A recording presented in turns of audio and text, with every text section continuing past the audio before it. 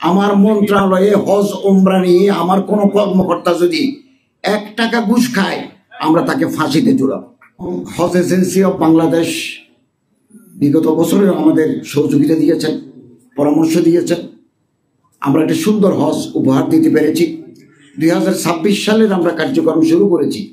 আপনাদের সহযোগিতা চাই। আমরা আশা করি সরকার এবং হজ এজেন্সি অফ বাংলাদেশের পারস্পরিক পরামর্শ, মত বিনিময়, সহযোগিতার কারণে আমরা একটা সুন্দর হজ 26 সালেও উপহার দিতে পারব।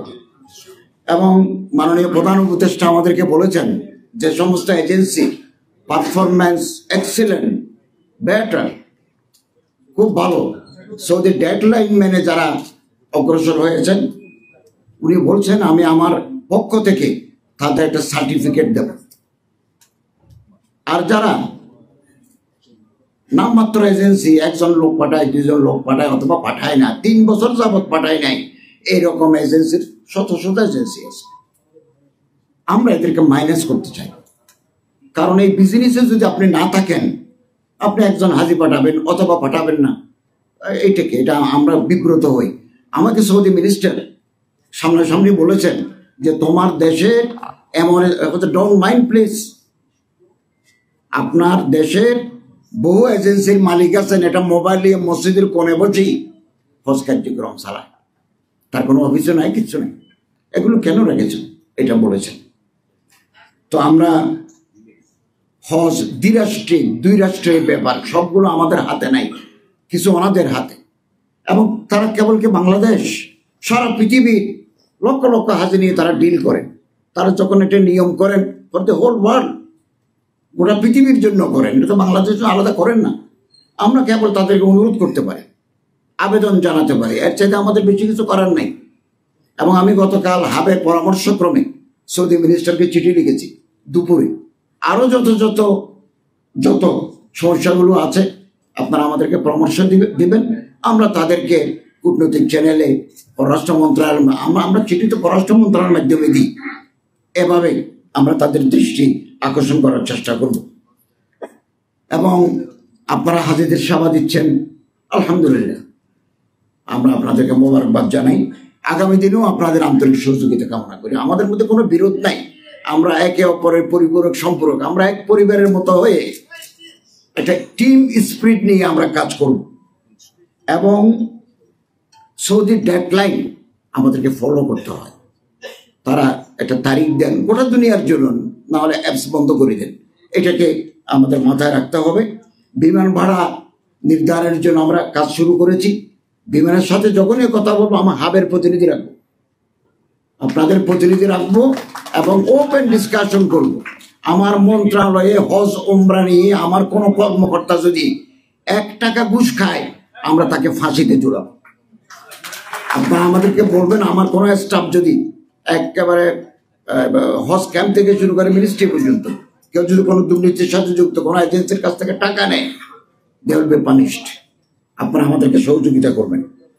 2, এবারের গেল হজে জর্দা নিয়ে গেছেন এজেন্সি, ঢাকা বিমানবন্দরের স্ক্যানারকে ফাঁকি দিয়ে অথবা in convince with the corrupt officials তারা জর্দা, তামাক সৌদি আরবে নিয়ে গেছেন। এটা ঢাকা বিমানবন্দরে ধরা পড়ছে।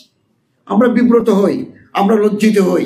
হাজি সাহেবদের প্যাকেট, হাজি এগুলো এজেন্সিরা দিয়েছে। জর্দা, তামাক আমার বাংলাদেশের আইনে মাদক নয়, কিন্তু সৌদি আরবের আইনে এটা মাদক।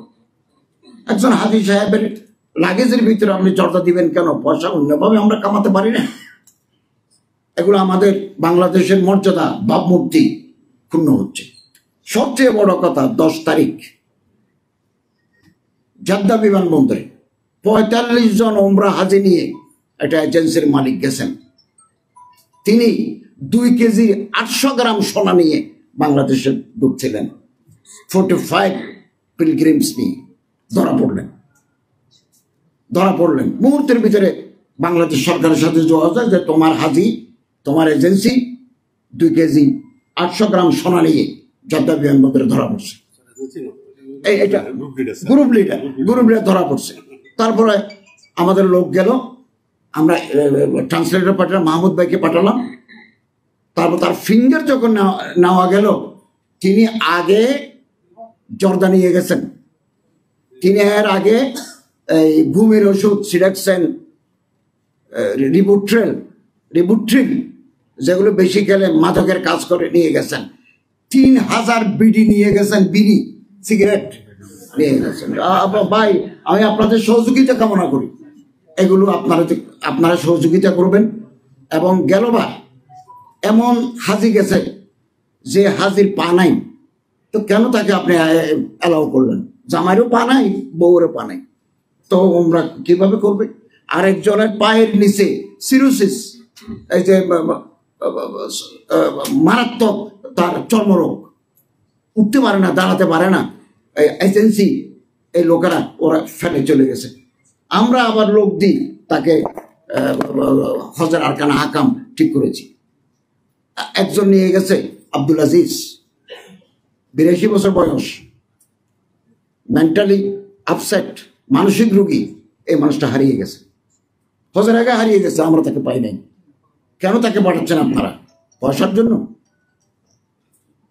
এই মানুষটাকে তো পাই নাই। আমরা তার কবরস্থান খোঁজ করেছি, হসপিটাল খোঁজ করেছি, ল এনফোর্সিং এজেন্সিকে সৌদি আরবে আমরা জানিয়েছি, খোঁজ দিতে পারে। এটা আমার জন্য দুঃখ। বাংলাদেশের এক হাজে হজ করতে গেল, আমরা তাকে ট্রেস আউট করতে পারলাম না, কোথায় হারিয়ে গেল। এর আগে 1 বছর একটা লাশ পাওয়া গেল পাহাড়ের উপরে, লাশ তো নাই, এসকেলেটর। এই সমস্ত লোকগুলো আমরা এবার খুব কঠোর হচ্ছি, সিভিল সার্জনের মাধ্যমে, হাবের সাথে পরামর্শক্রমে। ফিজিক্যাল ফিটনেস না থাকলে আমরা তাদেরকে নেব না। যাদের হার্টের 90% ব্লক, কার্ডিয়াক অ্যারেস্ট হতে পারে এট এনি মুভমেন্ট, আমরা কয়জনকে করেছি? 15 জনকে অ্যাম্বুলেন্সে করে উকুফে আরভা করে নিছে, তার অপারেশন হয়েছে মদিনায়। এগুলো আপনারা নেবেন না। যারা ফিজিক্যাল ফিট আছে তাদেরকে নেবেন, না হলে আমাদের বিব্রত হতে হয়। ওই মানুষটা হজ করতে পারবেন না, তার নাকের ভিতরে অক্সিজেন লাগাই, এদিকে স্যালাইন ওয়াটার পুশ করি, আরফাতে আমাদের ঘুরাতে হয়। আর মধ্যসূত্রভোগীরা, আমি খুব উদ্বিগ্ন। হাবের মজুমদার সাহেব আছেন, সরওয়ার সাহেব আছেন, আমরা আলোচনা করব মধ্যসূত্রভোগীদের এই অত্যাচার থেকে যাতে হজ ব্যবস্থাপনাকে মুক্ত রাখা যায়, আপনাদের সহযোগিতা কামনা করি। আমাদের সাথে আপনাদের চুক্তি আছে, সেটা হচ্ছে কোনো হাজি যখন আপনারা নেবেন, হাজির সাথে এজেন্সির চুক্তি করতে হবে।